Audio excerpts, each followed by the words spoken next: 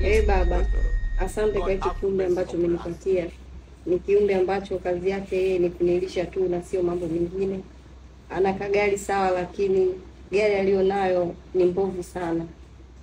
Asante pia kwa kunipatia hiki kiumbe ambacho ni mrefu lakini hana hata six pack, hana lolote, hana pesa.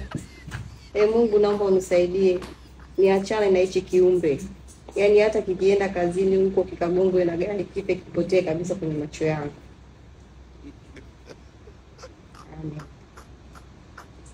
Sawa, ningeomba tuombe.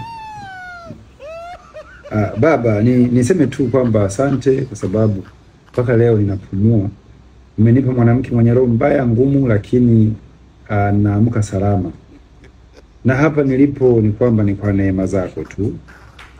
Najikaza sana kuwa na tamaa kwa sababu akapendezi, akavai vizuri, vigauni havimkai. Anakaa na magauni meupe, utafia anatumikia parokia sio nani. Lakini najikaza. Tafanyaje sasa? Na hii yote nimejikaza kwa sababu mimi nina kipaimara, naogopa kuvunja ndoa. Aka kadada kiukweli nikamke ambako nadhani wewe mwenyewe baba unakaona, ungekaongeza shape kidogo angalau hata ningejikaza hata miaka ya mbele, lakini kwa kweli ni mimi nina moyo, washikaji wenyewe wanasema nina moyo mkubwa. Niseme tu kwamba hapa kalikikakaa hapa itokee ukape roho ya kususa, kaisusie ndoa kwa sababu ya kipaimara nashindwa kufukuza, nitaonekana nimevunja agano. Kasaidie pia, nimeshatafuta miswaki mingi lakini kila mswaki haujawahi kubadilisha harufu.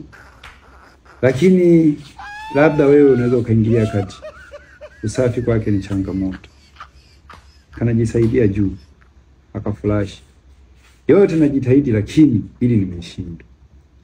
Baba yake ni mganga, mama yake mchawi, kaka zake majambazi, lakini nimejikaza kwa sababu tu ya hii ndoa.